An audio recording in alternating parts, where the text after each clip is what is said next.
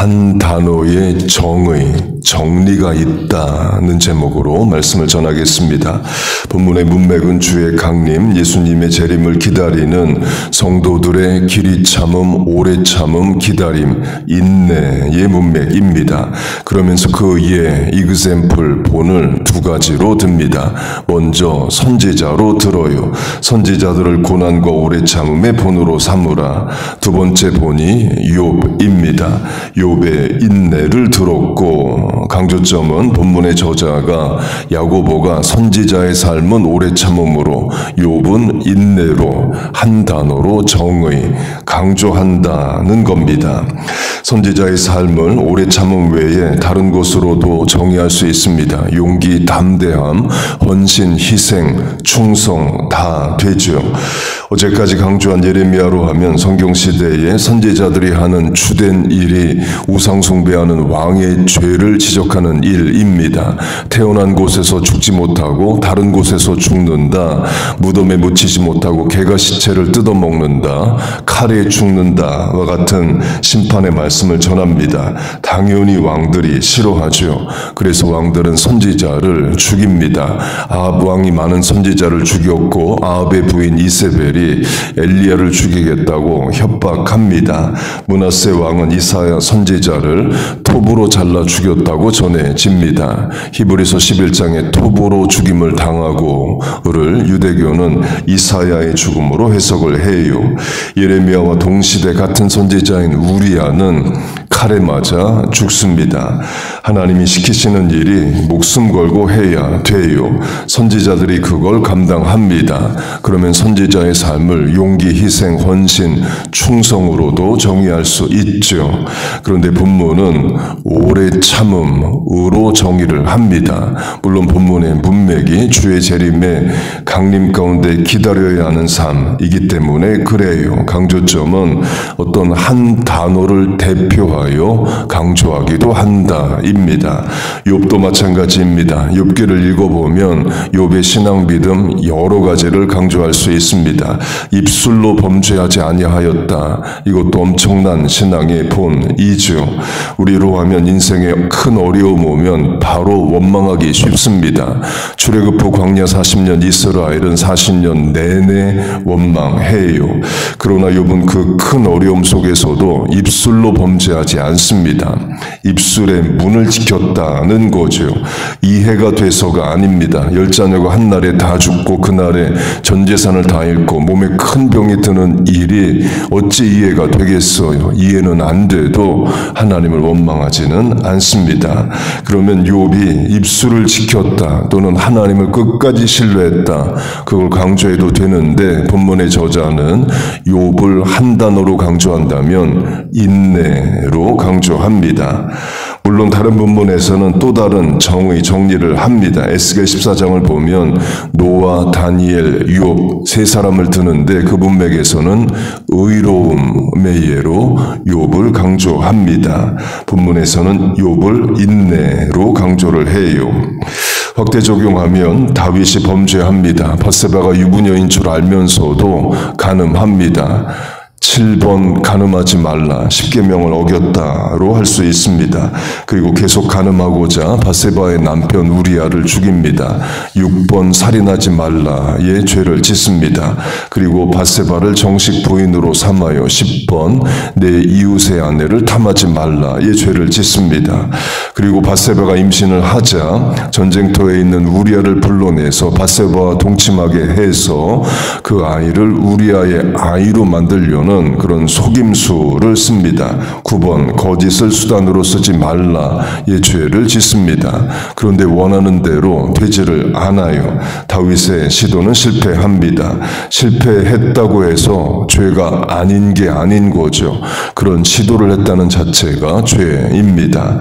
그렇게 다윗의 아이를 우리의 아이로 만들고자 했지만 안 돼요. 그러자 다윗은 우리아를 전쟁터에 내보내고 맨 앞에 서게 하고 남은 군사들은 철수해서 혼자 죽게 만듭니다. 분명 다윗이 죽였는데 세상은 적군이 죽인 것으로 알게 만듭니다. 이것도 큰 죄이죠. 곧 다윗이 여러 죄를 짓습니다. 그런데 하나님이 나단 선지자를 보내서 다윗의 죄를 지적하실 때는 지금까지 말씀드린 모든 죄를 다 이야기하는 게 아니라 단 하나를 강조해서 그의 죄를 지적하십니다. 나단의 비유가 그래요. 다윗이 그렇게 간음하고 남편을 죽이고 정식 부인으로 삼고 간음하여 또 아들을 낳습니다. 다윗이 밧세바와 부인으로 삼을 때 결혼식 제대로 했을 겁니다. 간음에서 얻은 부인이란 그 딱지를 떼기 위해서라도 제대로 결혼식해서 부인으로 삼았을 거예요. 그렇게 살고 있던 어느 날 하나님이 나단 선지자를 보내십니다. 나단 선지자가 비유의 이야기를 해요. 남의 이야기하는 것처럼 다윗에게 말을 합니다. 그래서 다윗이 처음에 못 알아들어요. 남의 일인 줄로만 합니다. 그렇게 나단 선지자가 남의 이야기처럼 하는 내용에 간음하는 내용은 없습니다.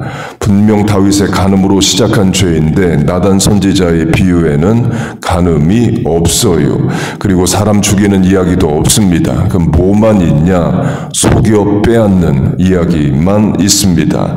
나단이 빼앗다는 말을 2번 합니다. 부자가 옆집 가난한 사람의 소유인 양 한 마리를 뺏어 죽여 자기 손님에게 대접을 했다. 그러니까 뺏는 이야기만 해요.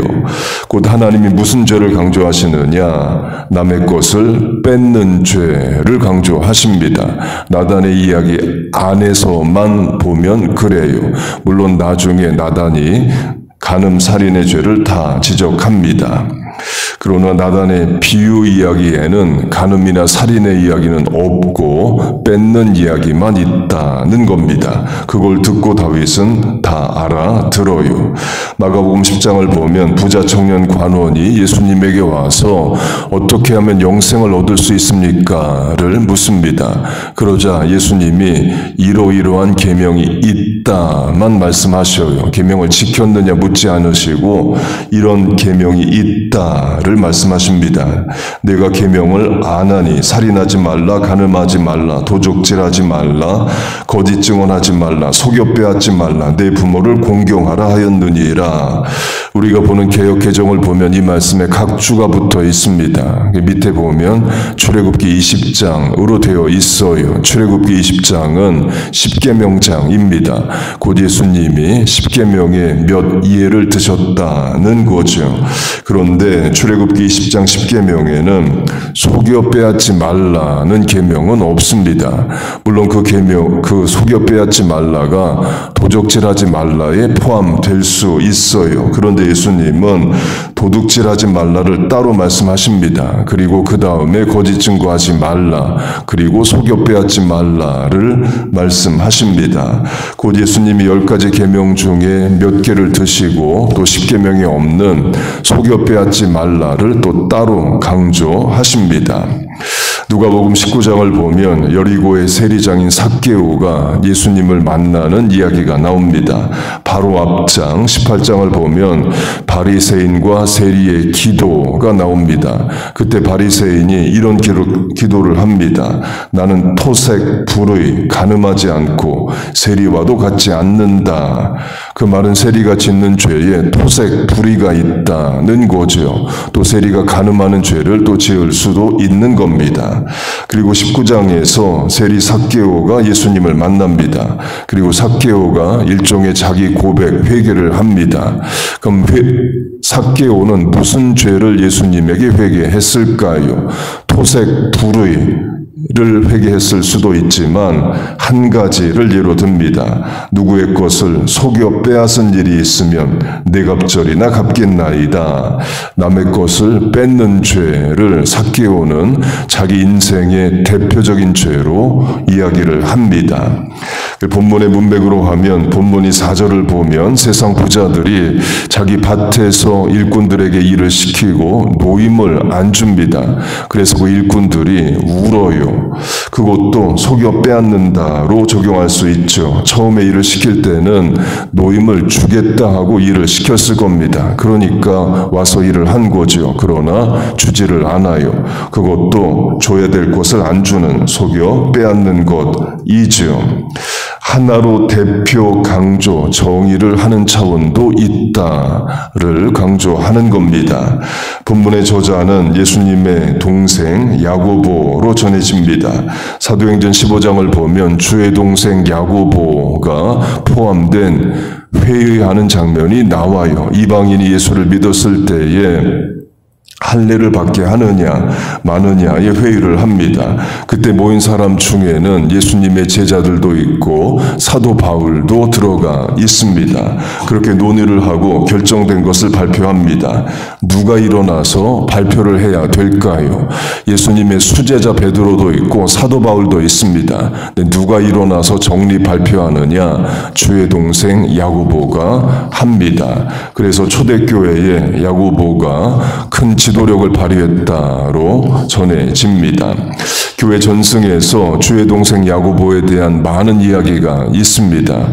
1세기 고 성경시대 유대인으로 교회사란 책을 쓴 유세푸스의 책을 보면 야고보에 대한 많은 이야기를 합니다.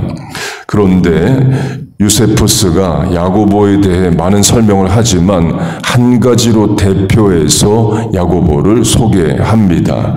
James Old Camel Knees, 야고보 오래된 낙타의 무릎이에요.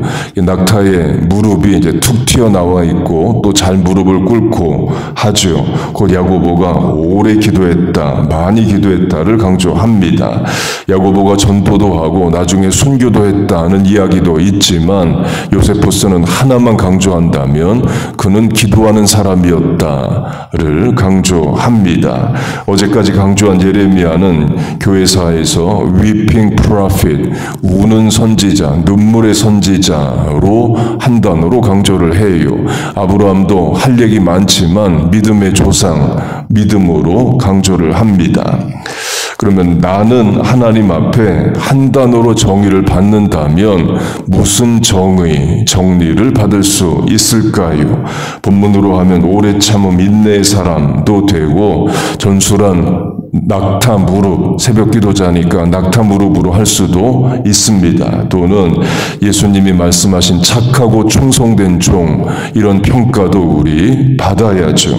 부모 자녀로 적용하면 내 자녀는 부모된 나를 한 단어로 정리한다면 뭐라고 정리를 할 수 있을까요? 주로 부모 장례식에 자녀들이 나와서 이제 미모리얼 애드레스 할 때 정의 정리를 하죠. 사랑이 많은 분이셨습니다. 내가 아는 분 중에 가장 지혜가 많았습니다. 나의 어머니는 늘 찬송하는 분이었습니다. 아버지는 늘 기도하는 분이었습니다. 교회를 사랑하셨습니다. 전도 선교에 열심을 내셨습니다. 이렇게 대표적인 한 문장, 한 단어를 강조합니다. 선지자에 대해서, 욥에 대해서 많은 설명을 할 수 있지만 본문의 저자는 선지자는 오래 참음으로, 욥은 인내로 한 단어로 강조한다를 강조했습니다.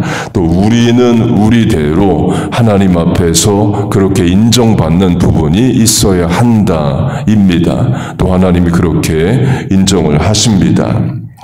그렇게 선지자의 본을 받아 오래 참고 욥의 인내를 본받아 말세지말 거룩하고 능력 있는 성도로 살아가는 우리와 자녀들 교회 되시기를 주의 이름으로 축복하고 축원합니다. 아멘. 기도하겠습니다. 하나님 아버지, 말세지말에 선지자와 욥의 본을 받아 살게 하여 주옵소서. 하나님 앞에 인정되는 대표적인 또 감사하는 충성과 헌신의 부분이 있게 하여 주옵소서. 새벽에 기도하는 인생도 되게 하여 주심을 감사합니다. 기도 시간에 은혜를 주시고 복을 내려 주옵소서. 이 아침에 기도하고 간구하는 것에 하나님 긍휼히 여기시고 은혜를 내려 주옵소서. 예수님의 이름으로 기도하옵나이다. 아멘.